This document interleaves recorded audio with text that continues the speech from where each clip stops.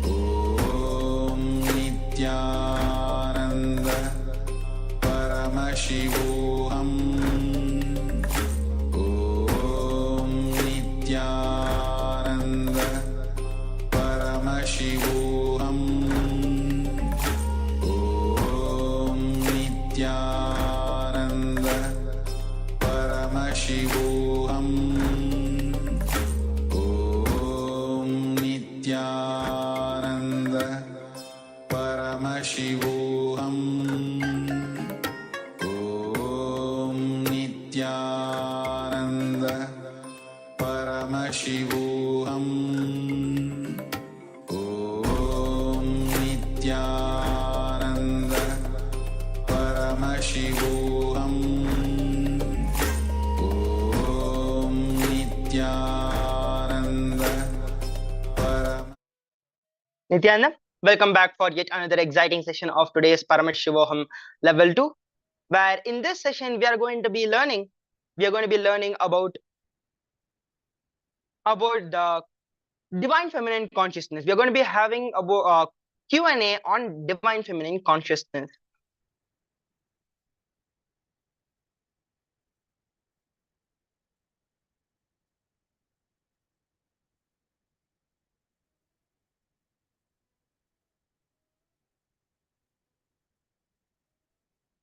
So a participant is asking, I do not understand deep, passive, and please explain. That is the most sad thing that happened to women. Understand? Unable to understand the word deep, passive. Passiveness in the very depth of your being inside the deep space without restlessness. If you try to be passive superficially, you can be passive outside, but inside you'll be boiling. When you will when will the session end? I can get out. That's what you will be feeling. Even inside complete passiveness, just life without any outgoing extravagances and center of creation. For anything, first thought comes and creation, and even without the thought coming, just being there is deep passiveness. Paramashivoham. Om Nithyananda. Paramashivoham. Om Nithyananda. Paramashivoham.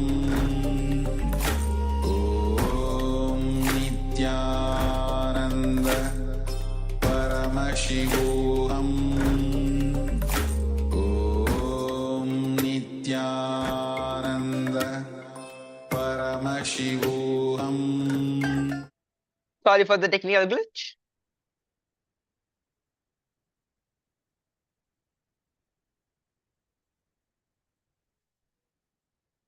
So that is another beautiful question from a participant.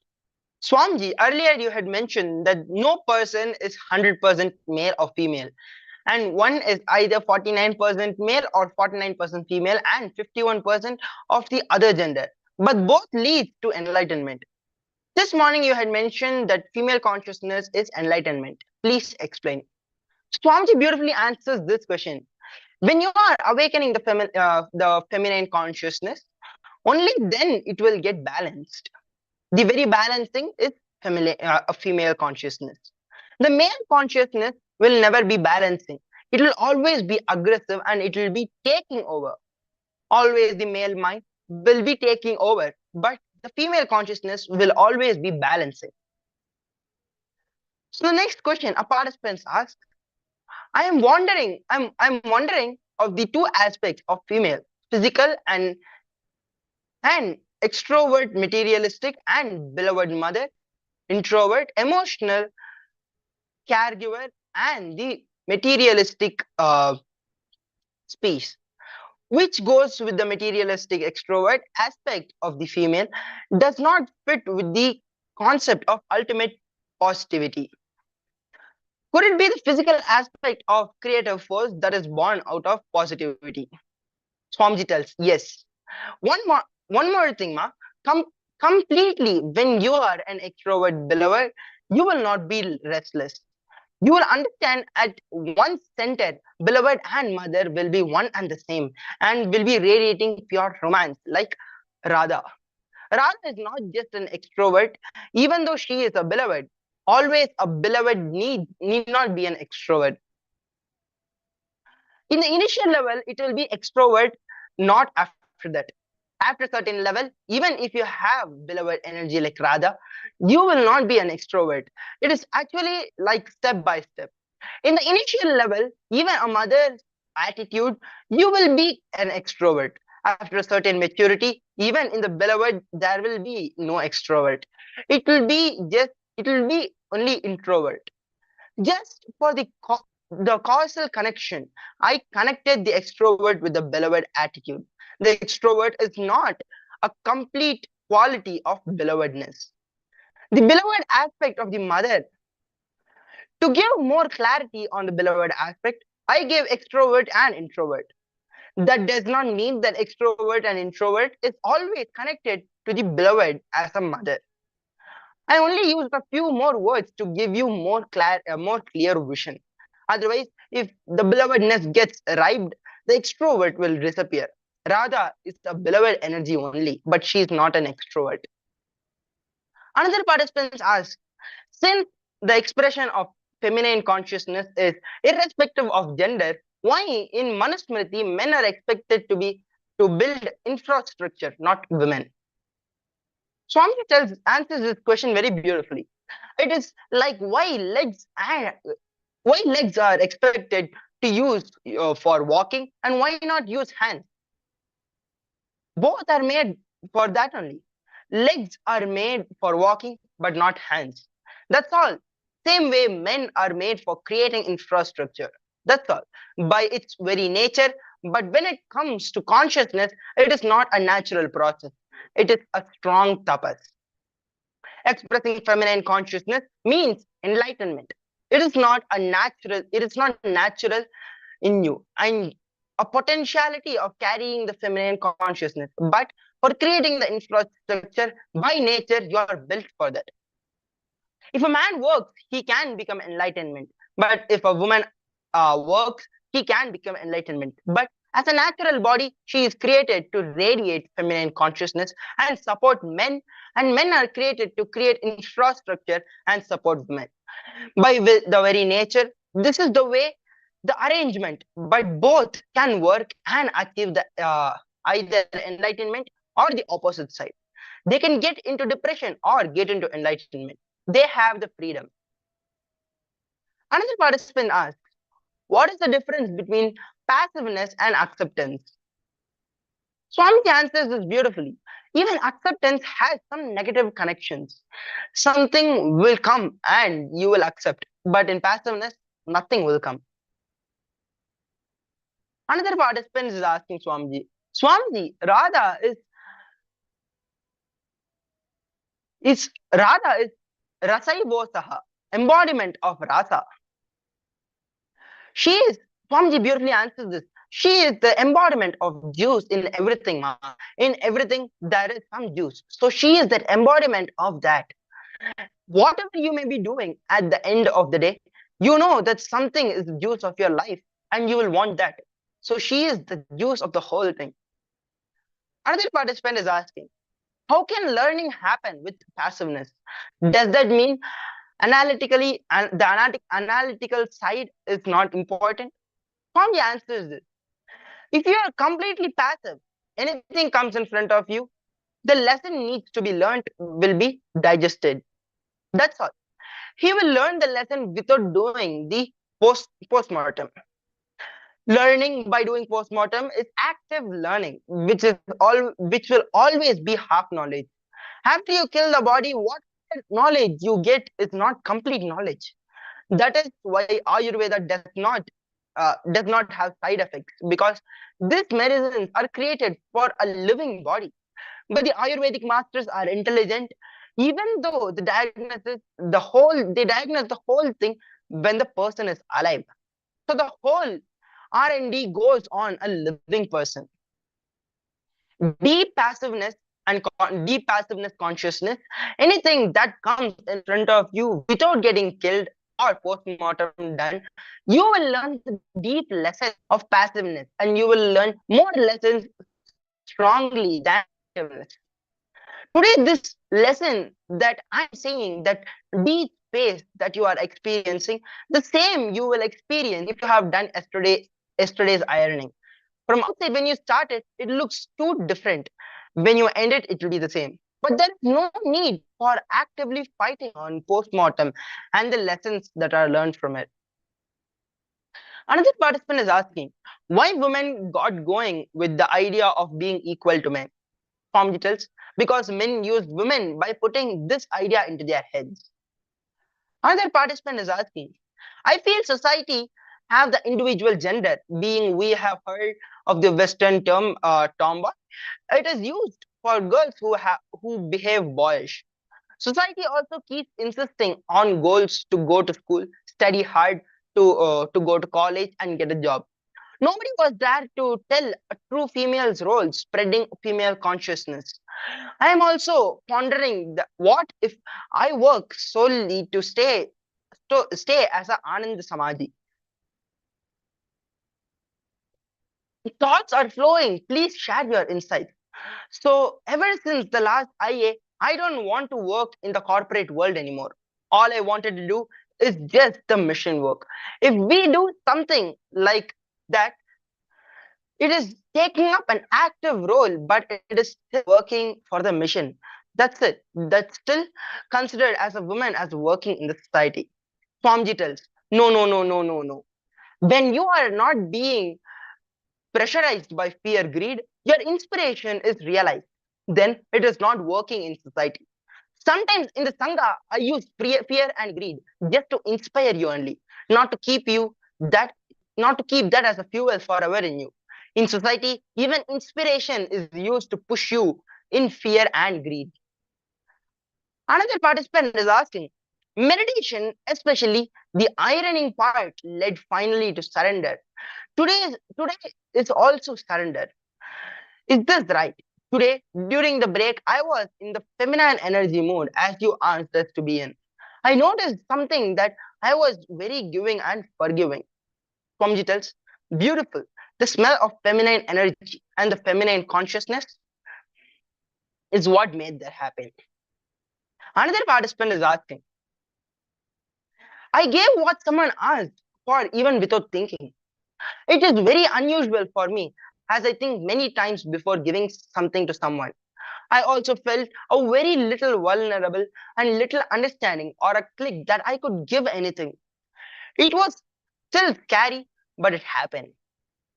Swamji tells, in the feminine mood, your life, you won't need anything else. You just don't need anything else. So you don't feel vulnerable. If you feel vulnerable, you will always avoid the female consciousness. You will start putting boundary to yourself. Whenever the mother energy comes, no, no, no. That if I start giving to people, I may be cheated. No. Trust. Be vulnerable even if you are exploited. Nothing wrong. I will be losing something. Nothing. It will go and it will come. It will happen. It will be always happening. But that consciousness, that feminine consciousness, which I enjoy, that is something really solid. That is worth of everything. That's worthy of everything. Another participant is asking,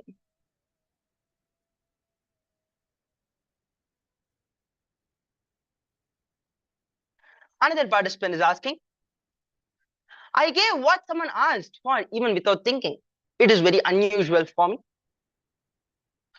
Another participant is asking, a little click or understanding that I could give anything, a little scary. Swami tells, don't be scared. It is okay. What is that even a person like me feels like this?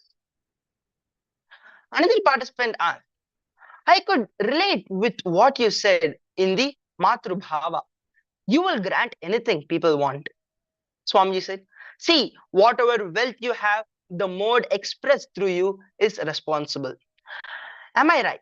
The more to work, the more to think, all those things are responsible. If some mode comes and gives it away, who got? Who got he gave over? Who got he gave? I got all the wealth because of my feminine consciousness expressing. So today, the same consciousness is expressing and it is giving over and over. See, the last final break of acceptance has to happen. Till this happens, we will continue to suffer. See, I am breaking it with hundreds of ideas. Till that breaking happens, nothing can be done. What I am telling you now, I am breaking it every day through so many angles. One day I throw a stone at you, one day I throw bottles at you, some glass, sometimes flowers, sometimes arrows, sometimes some weapons, sometimes some stones, and some anything. Some something I am throwing. Something has to hit you and it has to break. It has to break, that's it. The next question from the next participant is, if women are the expression of living enlightenment, can't they lead in every walk of life? Swamiji said, I am not saying women are living enlightenment. The feminine consciousness is an example. Live that feminine enlightenment. Another participant is asking, it is not possible for women to be passive and career oriented. Swamiji said, there are some careers, passive based careers. It won't be a career based career oriented. It will be like giving and living. It will be like a real living. The medical field is not a career. Intention is serving, so it is not a career. If intention is money, it is a career. In Ayurvedic profession, all the doctors were women, or whatever, it cannot be qualified as money. It was also with women. Another participant is asking, if one has an apparently bubbly, verbal, outgoing personality as a woman, what is the place of this in the way you describe the feminine? Swamiji said beautifully, understand these qualities are not against the feminine. Feminine consciousness is different from the quality you express. Sometimes you will be bubbly, sometimes you will be passive. The problem is when you are bubbly, you think you are restless. When you are passive, you think you are depressed. Remove the idea. When you are passive, be passive, and when you're bubbly, be bubbly. There will be a space where both will not touch you. That is the feminine consciousness. But you always put the wrong idea and the label for your life. When you are active and bubbly, you think you are restless. When you are really passive, you think, no, I am depressed. That is where the whole problem starts. Another participant is telling, when you say passive life equivalent to feminine consciousness, I can understand the passive part, but it is not equal to the life energy.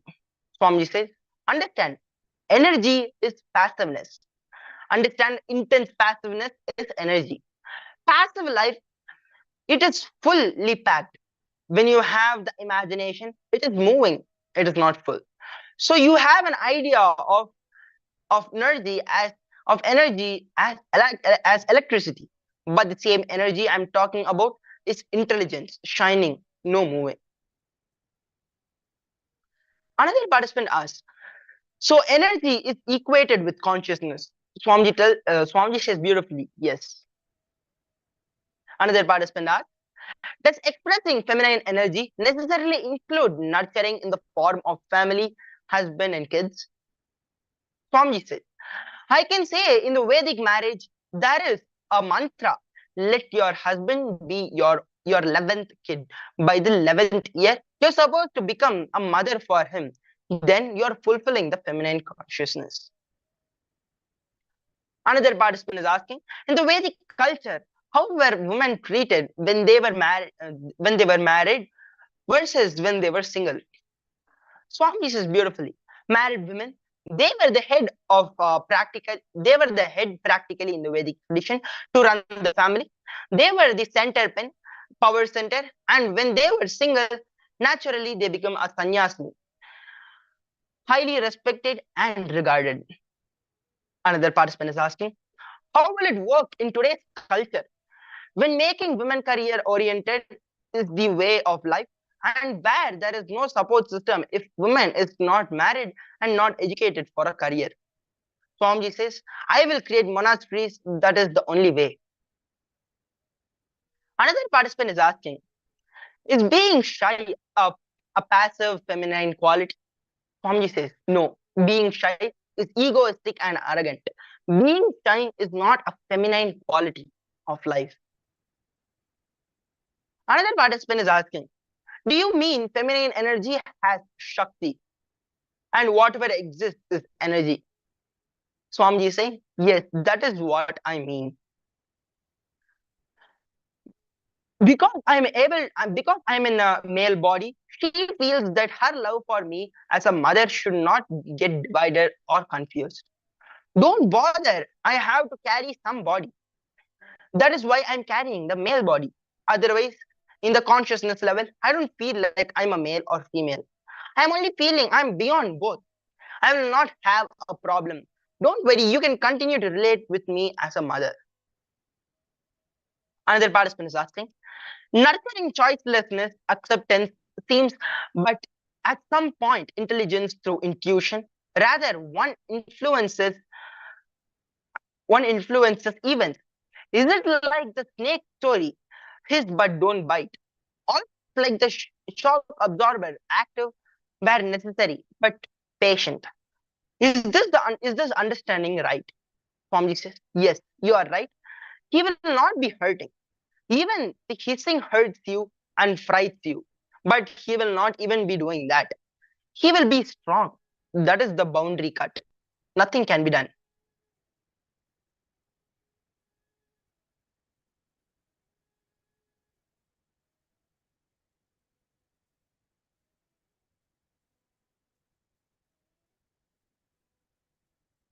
So with this, now we'll be entering into the divine feminine consciousness internalization exercise. So now, when you spend time with your children, be it your own or others, what do you feel? When you felt you were a mother to yourself mentally, how did you feel about this? Share your understandings and pen them down.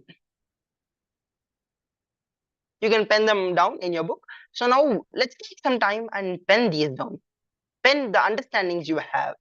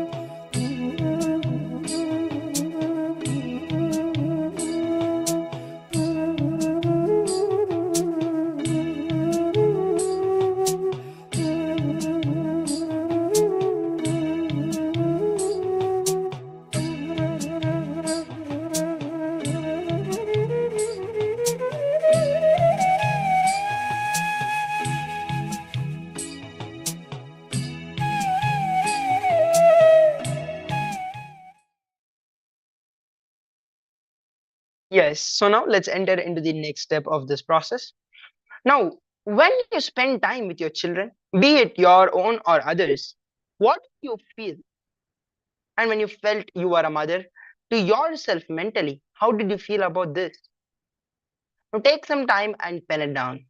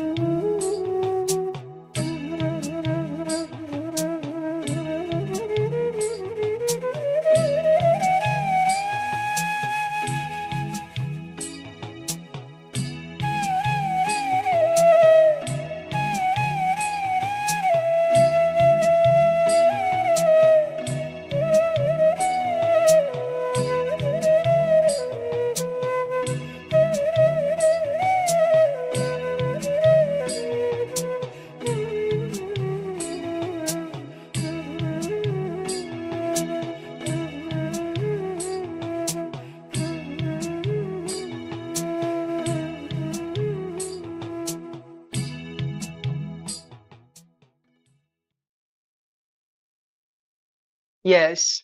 So now with this we are coming to the end of this session. So now you can take some time and post your experiences and the understandings you got throughout this session. And then now we'll be entering into the next segment of today's Paramashivoham level 2, where we are going to be learning about the Shodasi.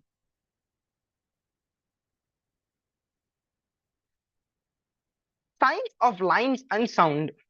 The moment I utter the word cow, already you will see that four leg, two horn, one tail. It has already appeared in your mind. How many of you feel that?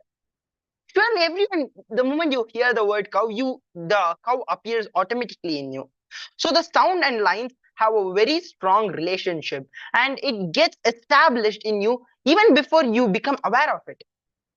There was an article read by SPH where it said that even a child who was kidnapped by hyenas and brought up in the forest, never seen any human being, anything of human society, he was suddenly seen when he was about 50 by some people who went to the forest for hunting. When he was brought to the society, even in him, the sound and line connection was established immediately.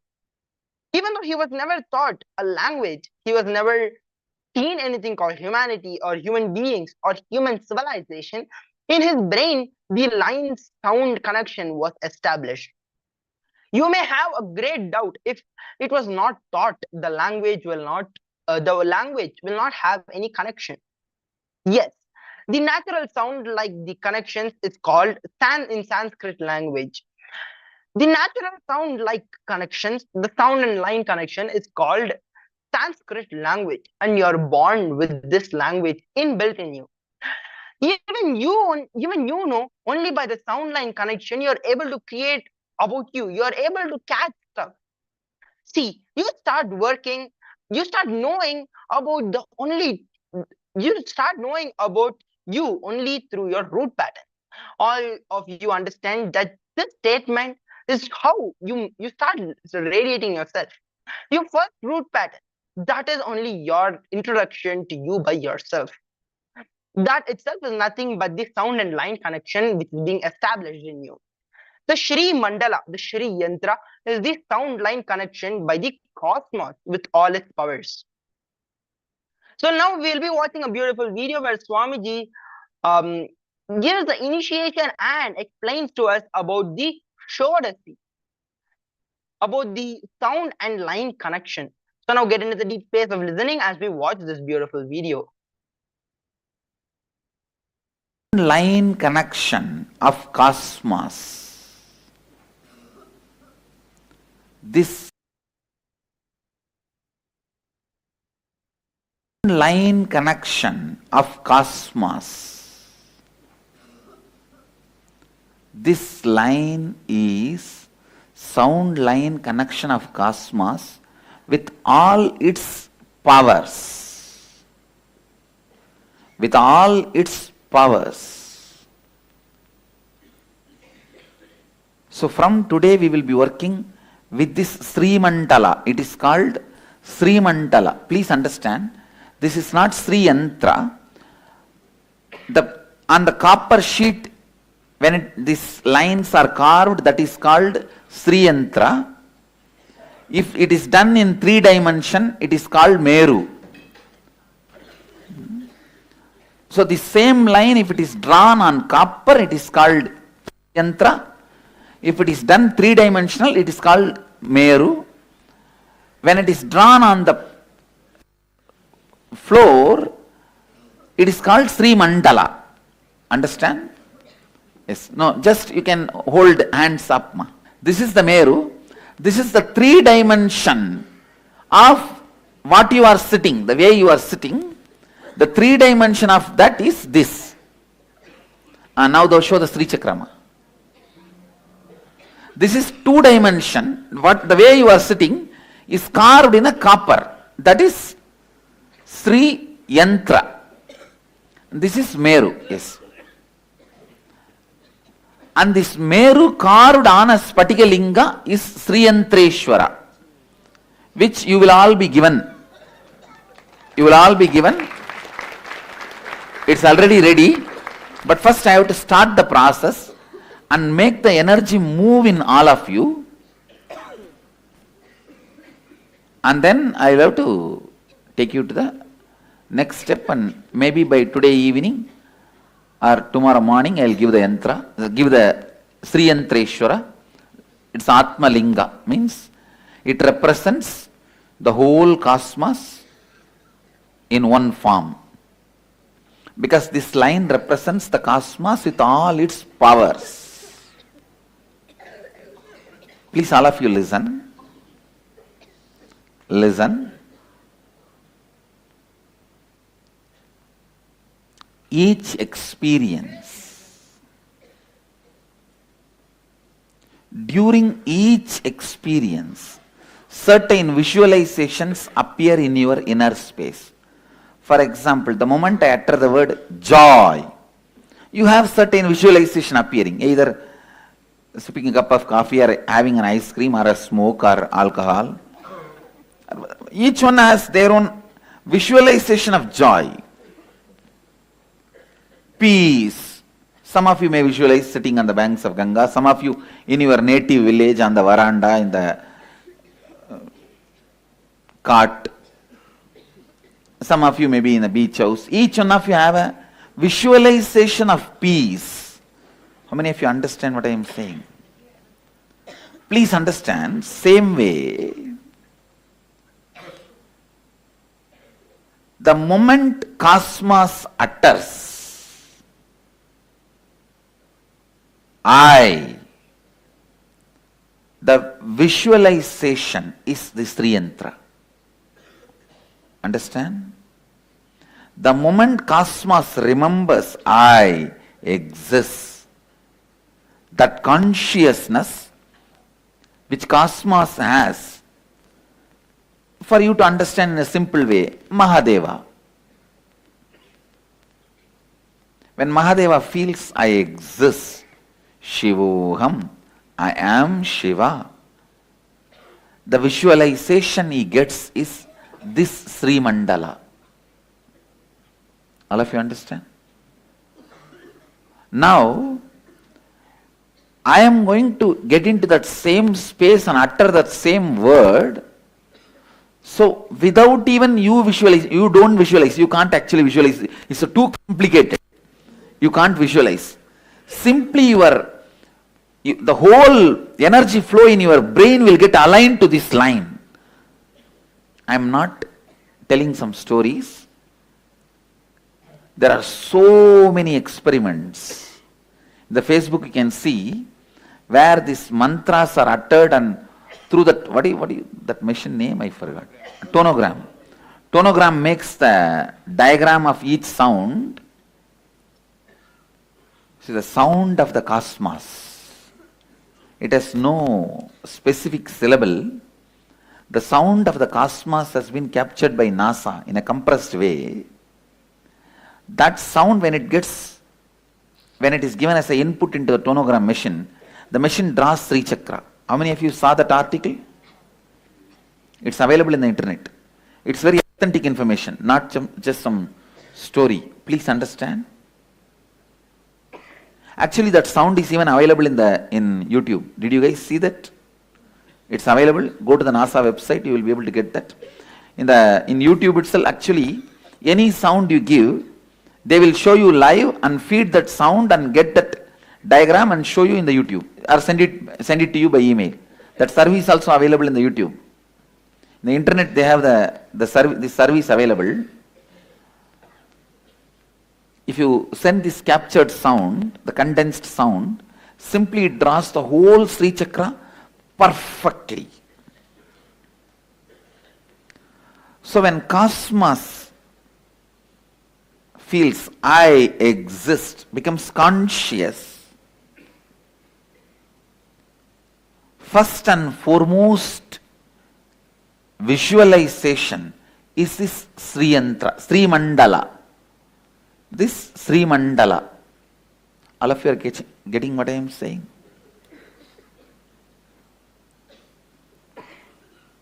So now, I am going to create that very same sound, the sound of the cosmos, So your whole brain will simply align to these lines. When your whole brain aligns to these lines, the various capacities and possibilities of your brain gets awakened. The brain gets awakened. The way the electric signals travel in your brain will become 3D of this line. All of you understand? See, what you saw, the Meru, that is the way the brain signals in your system. In your brain, the signals moving, that gets aligned, literally that shape. Please understand, literally that shape. And very soon I'll demonstrate it to you guys through the modern day machines and equipments. I'm already working on it. Still the science has not evolved to get the machines. We have not yet developed the machines to see the way the electric signals, the commands pass inside your brain. Our research team said, Swamiji, they can capture but only for maximum 1 square centimeter they can capture. They won't be able to scan the whole brain and tell how the electric signals are passing. Actually, I asked them, can they see my brain fully, how the electric signals are passing? Because when I fall into that samadhi and remember that cosmic me, I know for sure simply the whole Meru is created inside. That is the way the electric signals pass and stands. I thought, is there any way we can photograph it and show it? The doctor said they can only do for 1 square centimeter. Centimeter by centimeter only they can do. They can't do it for the whole brain. I am also into another one research, which is the results, maybe the reports may come in June itself. All my spiritual experiences I am repeating under the lie detector. Like Arunagiri Yogeshwara's darshan, I fed Ganesha. See, for all these experiences, we don't have any physical evidence. So I am sitting and doing it under the most powerful lie detectors.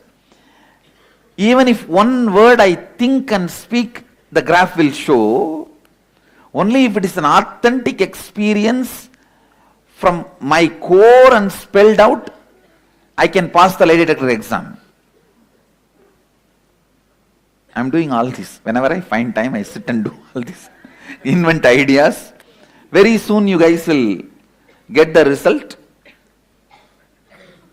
Now just want to authenticate and tell the world, these are all not the stupid imagination of some fellow who is malnutrition or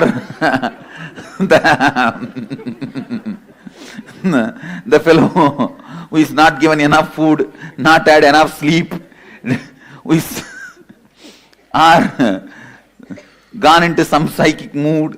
It is not the experience of that kind.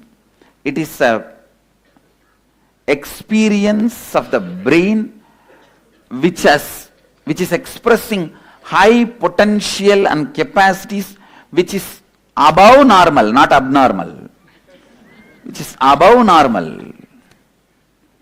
I am trying to establish as much as possible in as many ways as possible to authenticate the Vedic tradition. Anyhow, that is one thing.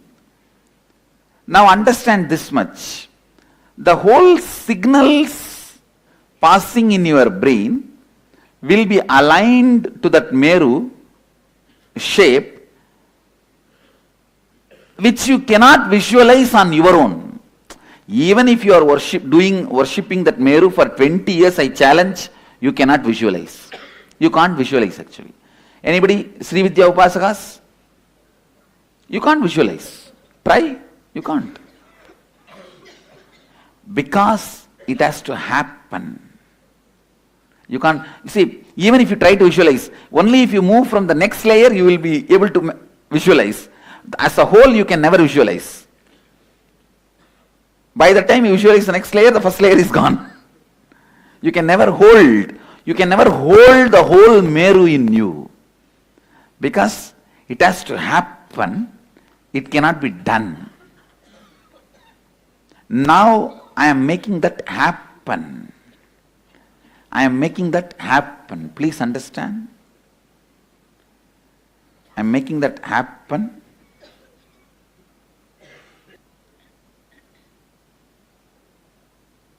I will also be chanting very powerful 16 sounds which awakens all parts of your brain.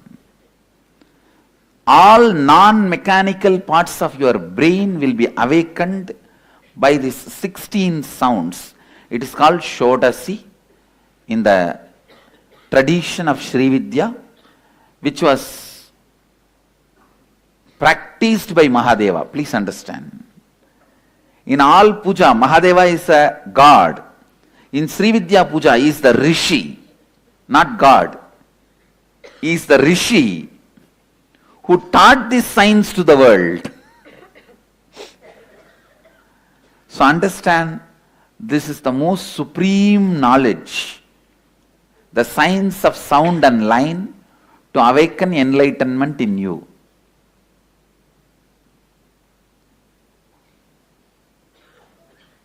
You don't have to worry about remembering this 16 sound.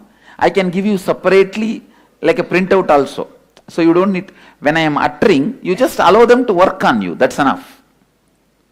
Don't try to note down, oh, I should take this down, mantra for my repetition. Don't worry about it. Actually, I am going to initiate all of you into Shodasi. All of you into Shodasi.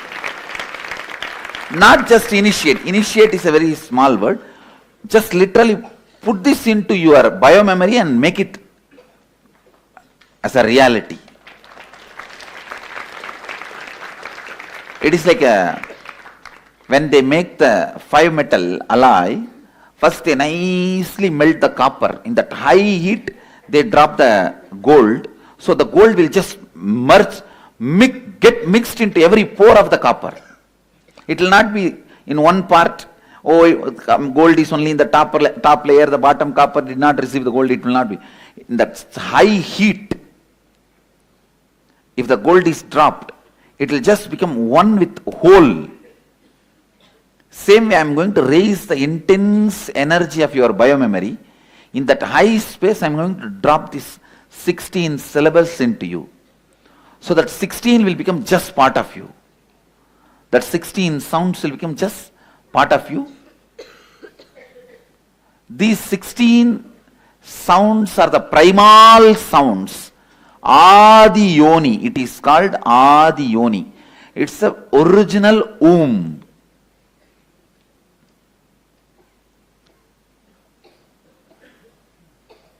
Each one of you came out of your mother's womb. This cosmos came out of the Adi Yoni, the original womb. So this sound is Adi Yoni.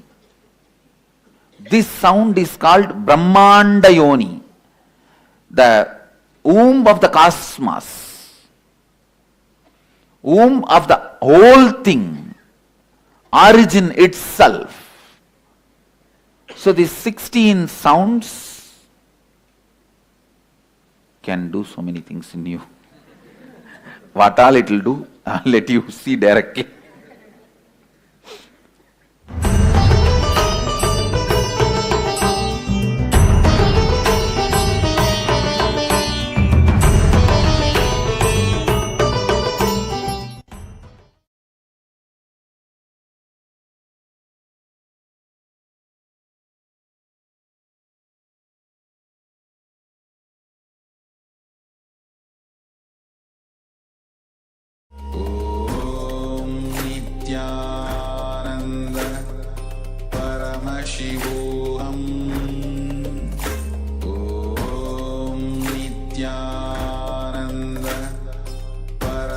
Paramashivoham. Om Nithyananda. Paramashivoham. Om Nithyananda. Yes, so we saw how beautifully Swamiji explained about the Shodasi. So now we will be doing a small exercise, and before that we'll be having we'll be seeing one more video where Swamiji will be also initiating us in this video about into the Shodasi. So now get into the deep space of listening as we watch this beautiful video.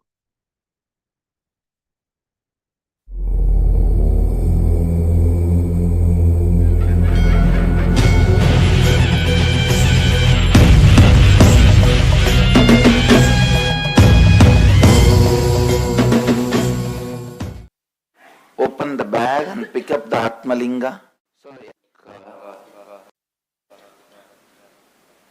Ye, ki, la, hreem, sa, kha, ha, la, hreem, ha, kha, sa, kha, ha, ha,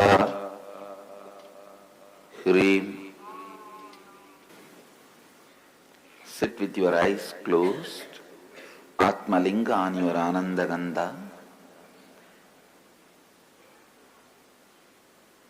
Atmalingaya Namaha.